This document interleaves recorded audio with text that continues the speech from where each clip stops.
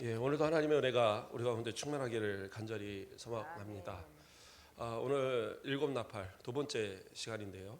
오늘은 그 가운데 다섯 번째 천사가 나팔을 분 그리고 임하는 재앙에 대해서 오늘은 요 한 가지만 좀 살펴보려 합니다. 지난주에 우리는 네 번째 환상까지 이렇게 살폈어요. 근데 이 네 번째 환상까지의 그 절수는 사실 이제 앞에 내용들 빼고 그러면 딱 여섯 절 안에 네 나팔의 재앙이 이렇게 쭉 나타났어요. 근데 오늘 본문에서는 이 9장 전체에 21절까지 해서 두 번의 이 나팔이 나오고요. 그 다음 절로 넘어가서 일곱째 나팔이 나와요. 그래서 그 양이 상당히 많아졌어요. 거의 두 배가 넘는. 그래서 이 의미 자체가 벌써 이 재앙의 강도가 세지고 있다라는 의미예요. 훨씬 큰 재앙이 임하고 있다. 이것을 이제 보여줍니다. 그리고 이 9장 1절 그 앞에서 그렇죠? 8장 마지막에서 또 독수리가 어떻게 했어요? 독수리가 화 있으리니 이는 새 천사들이 부려야 할 나팔 소리가 남아 있다. 그러면서 세 번의 화가 남아 있다라는 것으로 앞으로 닥칠 이 재앙이 더 큰 재앙이라는 것을 이미 밝히고 있었거든요. 그러한 화가로 불릴 만한 세 번의 재앙, 그 중에 첫 번째, 그러니까 전체적으로는 다섯 번째 재앙이 바로 오늘 재앙이 됩니다. 먼저 우리가 살폈던 재앙에서는 각각의 3분의 1씩, 그래서 땅에 있는 3분의 1, 뭐 풀이나 모든 것에 다 3분의 1이 재앙을 받았고 멸망을 했고, 두 번째는 강과 바다죠. 바다에 또 그 3분의 1이 또 이렇게 재앙을 받았고, 그 다음에 강과 그렇죠. 그 시냇물, 여기서 또 먹을 수 없는 그러한 물로 이렇게 바뀌는 그런 재앙이 내렸어요. 그리고 하늘의 천체 3분의 1, 그래서 낮 3분의 1, 밤 3분의 1에서 그 암흑이 주어지는, 그러니까 해가 빛을 잃어버리는 3분의 1이란 시간을 빛을 잃어버리는 그런 천체의 어떠한 이 혼란, 이상이 오는 거예요. 그것으로 인한 발생되는 어떠한 그 재앙에 대해서는 얘기 안 했지만 오늘날 과학적으로 상식적으로 생각할 때 상당히 큰 재앙이 주어지는 거예요. 그래서 그러한 부분도 우리가 살폈어요. 그러면 오늘의 이 다섯 번째 재앙은 어떤 것이냐? 9장 1절에서 다섯째 천사가 나팔을 불매 내가 보니 하늘에서 떨어진 별 하나가 있는데 그가 무적행의 열쇠를 받았더라 얘기하고 있어요. 그러면 하늘에서 떨어진 별, 이건 뭐냐? 그러니까 하늘에서 떨어졌다라는 것은, 별은 보통 이제 그 별똥별처럼 이렇게 뚝 떨어지잖아요. 그래서 그 떨어졌다는 표현이지만 이것은 그냥 내려왔다는 표현도 똑같이 쓰고 있어요. 그래서 하늘에서 내려온 별 또는 하늘에서 떨어진 별 이렇게 말을 하는데, 그러면 이 별이 어떠한 존재냐? 이거에 대해서 이제 많은 좀 이 주장들이 있고 논란이 있는데 몇 가지만 좀 살펴보면, 먼저는 이 별을 마귀가 아니냐, 사단 마귀가 아니냐라고 말하기도 해요. 왜냐하면 이 떨어졌다라는 것, 그러한 어떤 존재로서 그 누가복음 10장 18절에 보면 사탄이 하늘로부터 번개같이 떨어지는 것을 내가 보았노라 하면서 예수님께서 그 70인의 전도인을 보낼 때에 그때 이제 그들 앞에 그러한 이제 말씀을 하시는 거예요. 사탄이 저 하늘로부터 떨어지는 걸 보았다. 이러한 이제 그 말씀을 하심으로 인해서 그 떨어지는 존재가 이 별이 아니냐 이렇게 이제 주장하는 사람들이 있는 거예요. 뿐만 아니라 또 이사야 14장 12절 말씀을 보면 이제 바벨론 왕을 향하여서 너 아침의 아들 계명성이여 이렇게 얘기합니다. 그리고 그를 향하여서 뭐라고 그러냐면 수올 곧 구덩이 맨 밑에 떨어짐을 당하리로다. 그러니까 아주 그 교만하고 그러한 모습을 통해서 그 계명성과 같이 아주 밝은 별, 아주 그런 새벽별, 그 밝은 이 별이 그런 찬란한 그러한 별이 저주를 받아 결국엔 저 지옥에 떨어질 것이다라는 그러한 저주가 이렇게 써 있어요. 그런데 이제 거기 이 문맥상으로는 바벨론 왕을 뜻하는 거예요. 그러나 많은 학자들이 그것이 결국에서 암시하는 것은, 결국에서 나타내지는 그 계시적인 의미는 마귀의 멸망을 얘기하는 거다. 이제 이런 식으로 이렇게 해석을 하거든요. 그러면 이러한 구조들을 볼 때는 하늘에서 떨어졌다. 그러면 그 별은 마귀다라고 생각할 수 있어요. 근데 그 부분만 보면 그럴 수 있는데, 그러나 이 항상 어떤 단어가 나오고 어떤 무엇인가가 나오면 그것은 그 같은 복음서, 그러니까 같은 그 책 안에서 그 답을 찾아야 돼요. 우선은. 왜냐하면 그 저자가 말하는 의도가 분명하거든요. 그러니까 다른 유사한 것들이 많더라도 그것은 그 책 안에서 설명이 되지 않을 때에 다른 데서 그 유사한 것을 찾는 거지, 만약에 그 책 안에서 설명이 되고 있으면 그거는 그대로 그것을 받아야 돼요. 그래서 이것이 어디 나오냐 하면 그 뒤에 쭉 보면 그 20장, 요한계시록 20장 1절에서 3절에 있는 내용들을 보면, 좀 간추려 보면 천사가 그 무저갱의 열쇠와 큰 사슬을 가지고 와서 그 손으로 이제 마귀를 결박해서 저 지옥에 천년 동안 멸한다라는 그러한 구절이 나와요. 그러니까 20장에서. 그래서 여기서 보면 뭐라고 그랬어요?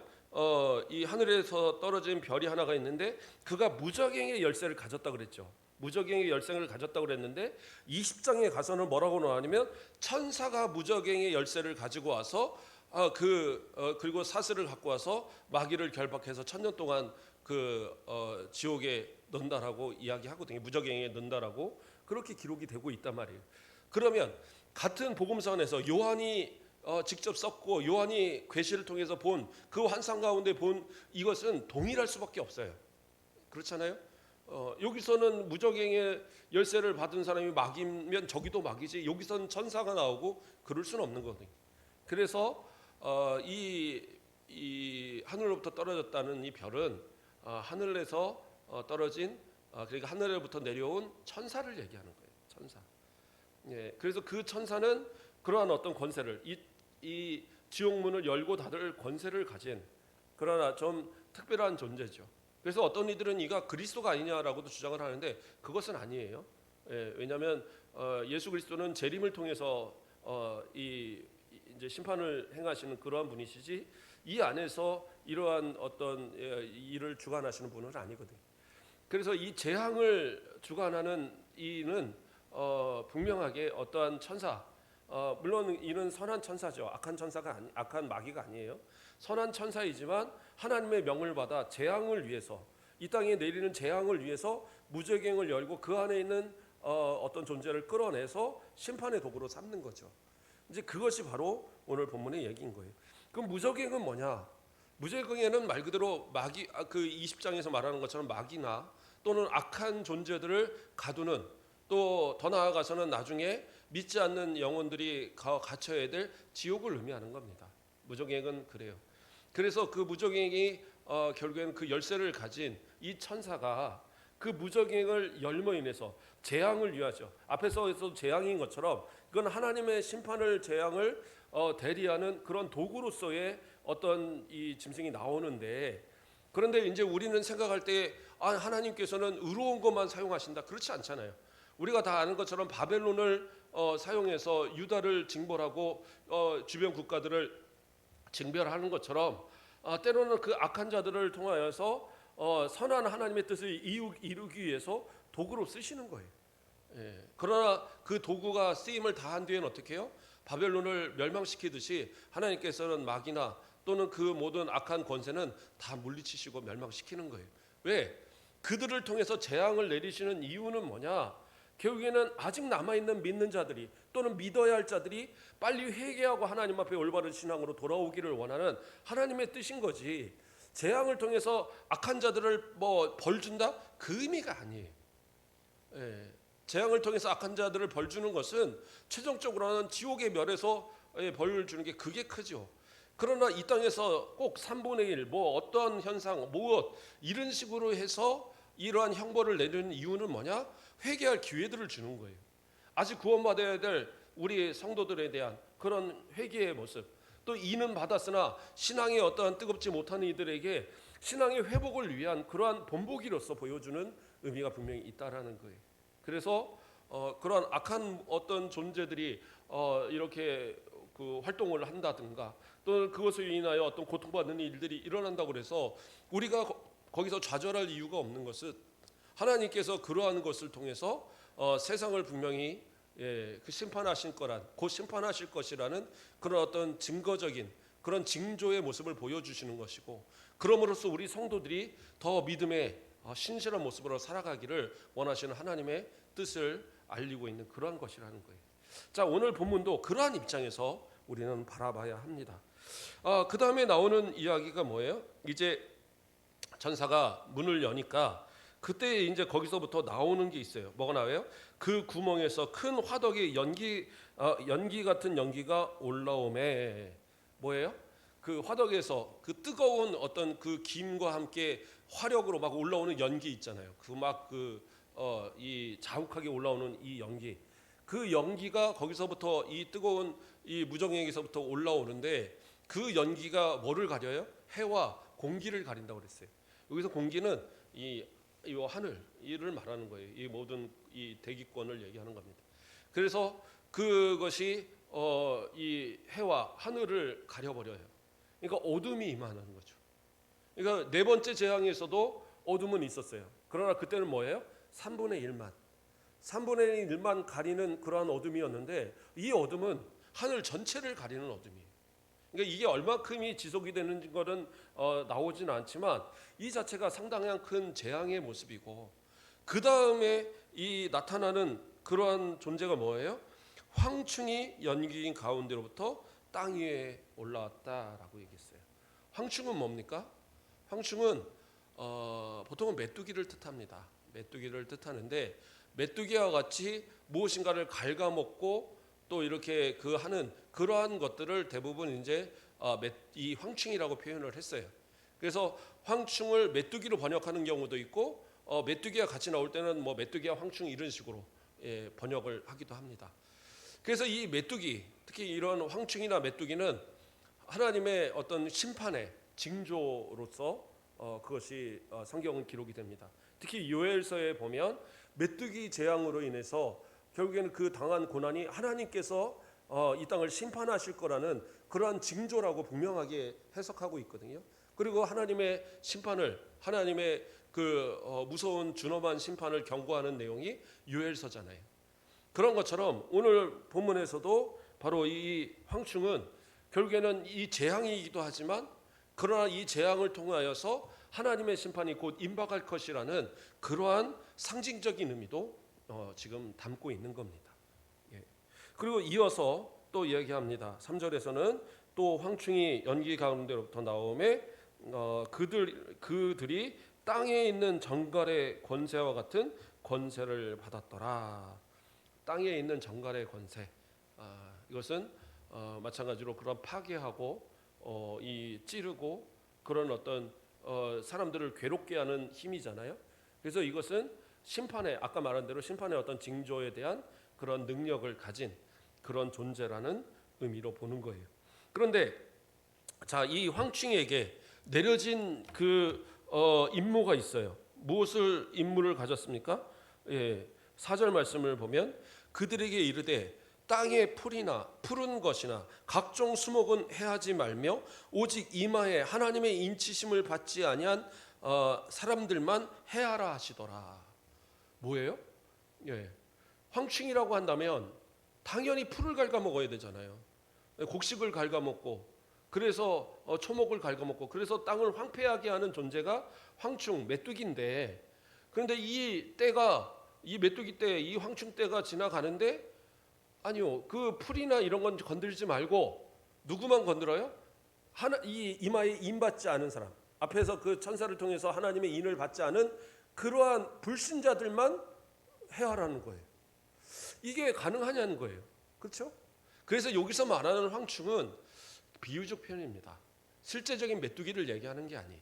그런데 어떤 그 형상적인 부분에서 메뚜기를 닮았는지, 아니면 그 어떤 보여지는 그런 어떤 이 잔악함, 능력, 그러한 어떤 모습을 메뚜기와 같다라고 표현을 한 건지는 정확하게 모르겠어요. 그러나 분명한 것은 여기서 말씀하는 것처럼 진짜 메뚜기고 진짜 황충이라면 풀을 갉아먹는 게 맞죠. 그래서 사람을 괴롭게 해야 되는데, 이것은 그게 아니에요. 풀은 건들지 말고 인치심을 받지 않는 사람만 괴롭게 하라. 그리고 앞에서도 정갈의 권세와 같은 권세를 가졌다. 그러니까 사람을 쏘아서 때로는 사람에게 어떤 큰 치명적인 해를 입히는 그러한 존재지, 메뚜기와 같이 그저 식물만 갉아먹는 그런 존재가 아니다라는 거예요. 그래서 그러한 어떤 악한, 그러한 이 아주 해롭게 하는 그런 어떤 존재, 그러한 존재를 상징적으로 황충이라고 말하고 있음을 보여주는 거예요. 자, 그런데 특별한 것은 뭐예요? 하나님의 인침을 받지 아니한 사람들. 다시 말해서 뭐예요? 인침을 받은 사람은 해가 없다라는 거예요. 이게 신기하죠.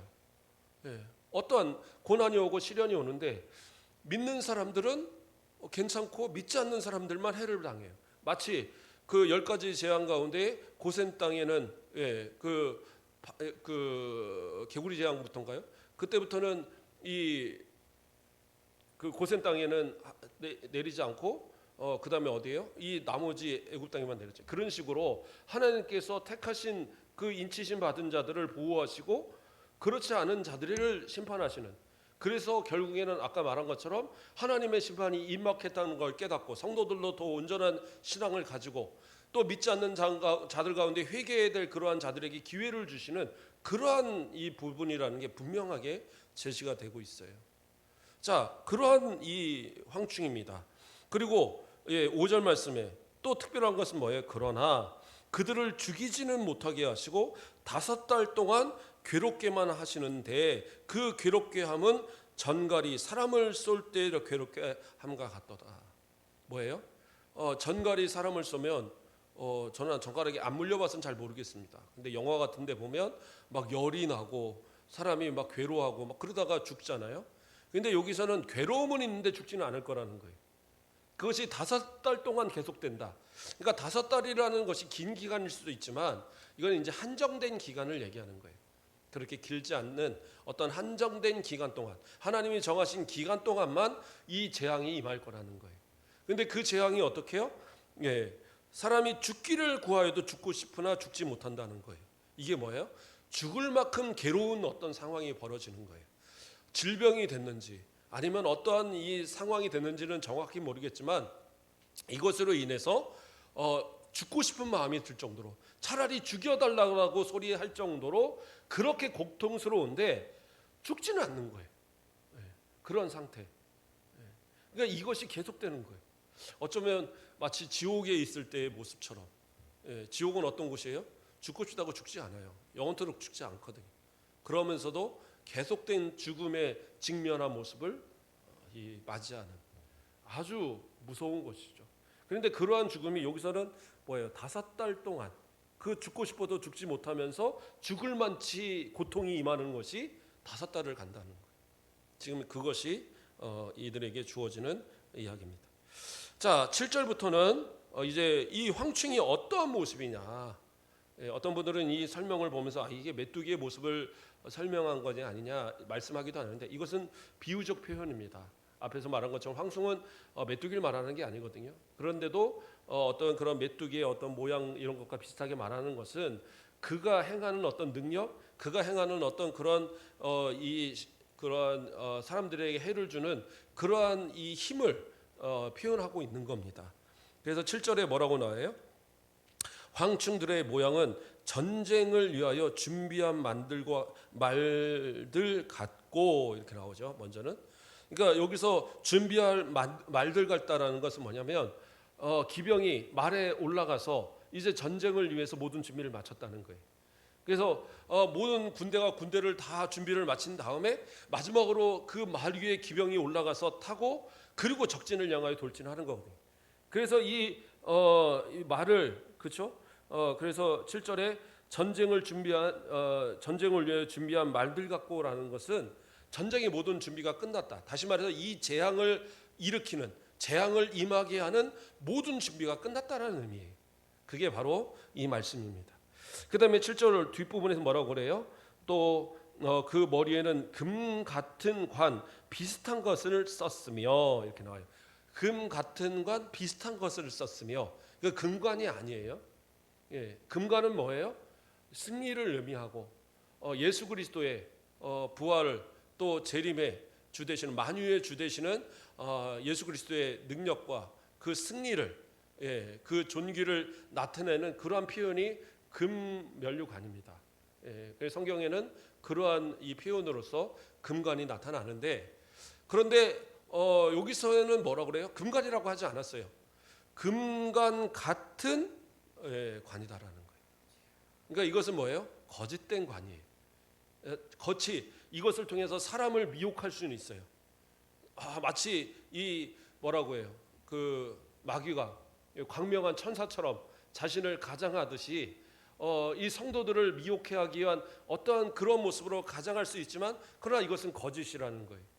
그래서 이것은 그런 어떤 영광되고 성도들을 위한 그런 어떤 이 예수 그리스도의 관과 같은 것이 아니라 이 성도들을 무자비에게 그 괴롭게 할 만한 그러한 악한 능력을 가진 거짓 그 능력의 모습, 거짓 그러한 악한 이 능력의 상징으로서 이 금과 같은 관을 이야기하고 있는 거예요. 그래서 금 같은 관 비슷한 것을 썼다. 그래서 그건 거짓되다라는 거예요. 예. 또 이어서 뭐라 합니까? 그 얼굴은 사람의 얼굴 같고. 자, 그러니까 황충의 얼굴은 사람과 같대요. 그러니까 이제 황충이 아닌 거죠.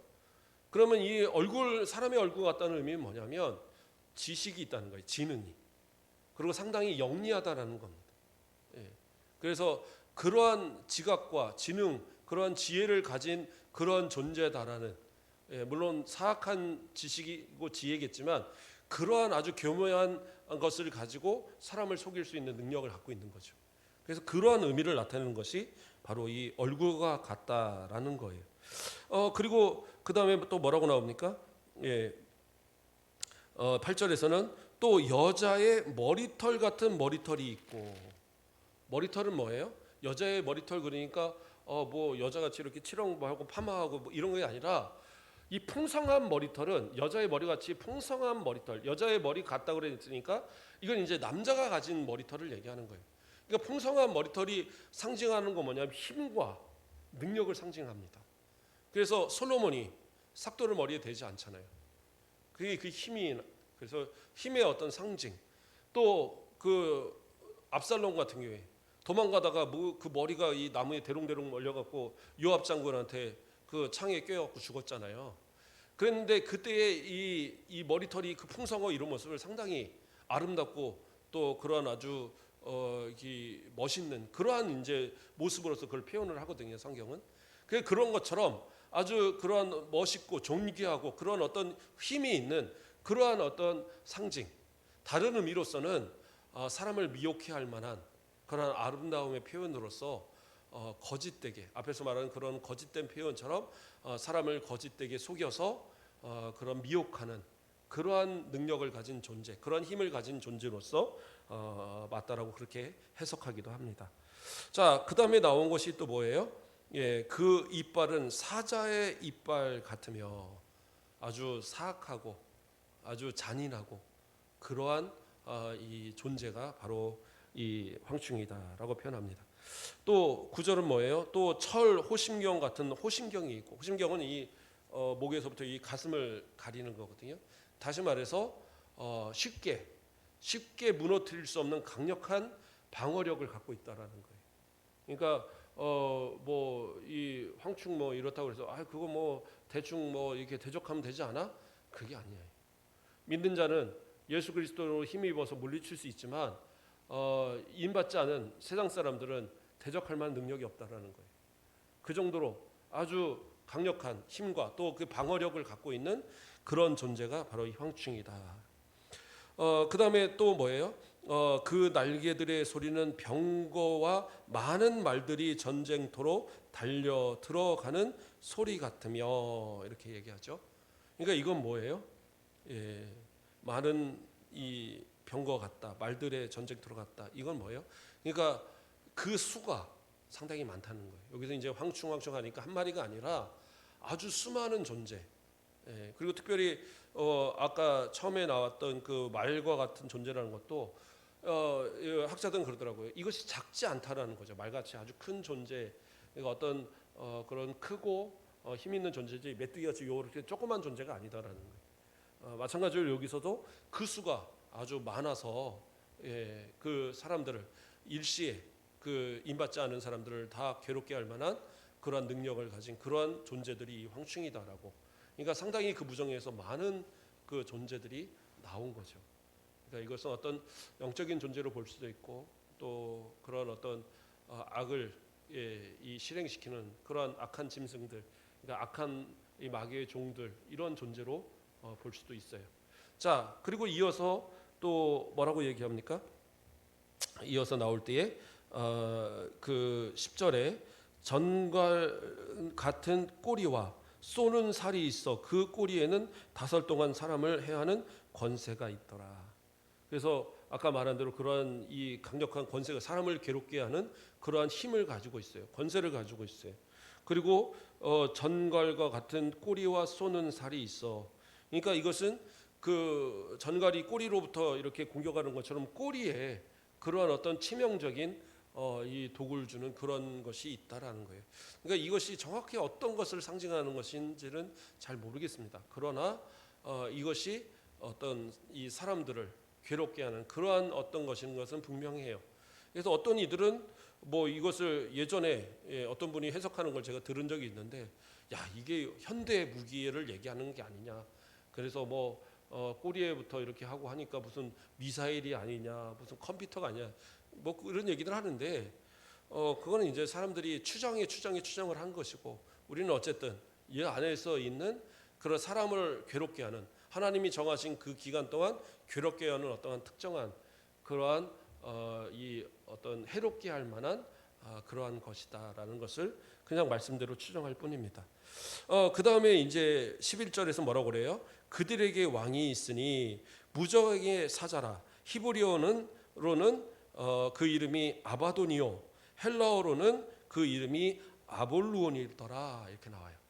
그러니까 이 말씀이 결국에는 유대인이나 헬라인이나 누구나 다 들어야 되기 때문에 그 이름을 히브리어와 이 헬라어로 다 설명하고 있어요. 근데 이 뜻은 뭐냐면 아버논이란 뜻은 파괴라는 뜻이에요. 그리고 아볼로우는 파괴자. 그러니까 똑같은 얘기입니다. 그러니까 헬라어로 아발론, 아니야 히브리어로 아발론, 그 헬라어로 아볼로온 해서 두 개가 같은 뜻이라는 거예요. 근데 이는 파괴자예요. 근데 이 파괴자가 누구냐? 이 나온 이 황충들의 왕이다라는 거예요.